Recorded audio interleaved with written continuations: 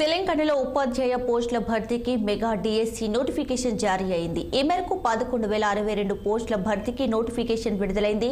వీటిలో school assistant 2,629, భాషా పండితులు 727, ఇక పీఈటీలు 182, ఎస్జీటీలు 6,508, ప్రత్యేక కేటగిరీలో స్కూల్ అసిస్టెంట్లు 220, ఎస్జీటీలు 796 పోస్టులు ఉన్నాయి. మార్చి 4 నుంచి ఏప్రిల్ 2 వరకు డిఎస్సి దరఖాస్తులను స్వీకరిస్తారు. అయితే దరఖాస్తు రుసుం ₹1000గా ప్రభుత్వం నిర్ణయించింది. రాష్ట్ర వ్యాప్తంగా 11 పట్టణాల్లో ఆన్లైన్ పద్ధతిలో పరీక్షలను నిర్వహించనున్నారు.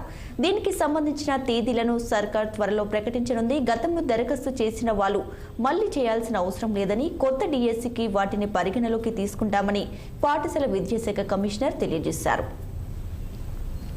దాదాపుగా 2014 నుండి ఇప్పుడు వరకు డిఎస్సిలో కానీ లేకపోతే గ్రూప్ 1 కానీ గ్రూప్ 2 కానీ ప్రతి నోటిఫికేషన్ పైన పూర్తిగా లోటుపాట్ల గురించి నాకు తెలుసు కాబట్టి, ముఖ్యంగా డిఎస్సి మీద అయితే ఇంకా నేను డిఎస్సికి యాస్పిరెంట్ కాబట్టి మీకు మెగా డిఎస్సి గురించి కొంత వివరణగా వివరిస్తా.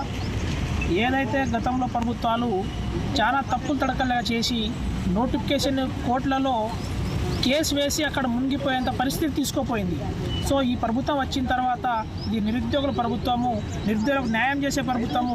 రేవంత్ రెడ్డి గారు వస్తూనే దాదాపు నోటిఫికేషన్ల పైన ఉన్నటువంటి కేసులందరినీ ఎత్తివేసేసి వివరంగా 25,000 నోటిఫికేషన్లను భర్తీ చేసేసి వాళ్ళకు అలాట్మెంట్ చరిత్రలు ఉన్నాయి. సో ఈ డిఎస్సిలో కూడా అటువంటి కేసులు పడకుండా లీగల్గా చూసుకొని అందరికీ న్యాయం జరిగే విధంగా డిఎస్సి అభ్యర్థులకు నోటిఫికేషన్ ఇస్తే బాగుంటుందని చెప్పేసి నేను తెలియజేస్తూ, ఈరోజు కాంగ్రెస్ ప్రభుత్వం 11,062 పోస్టులతో మెగా డిఎస్సి నోటిఫికేషన్ విడుదల చేసింది.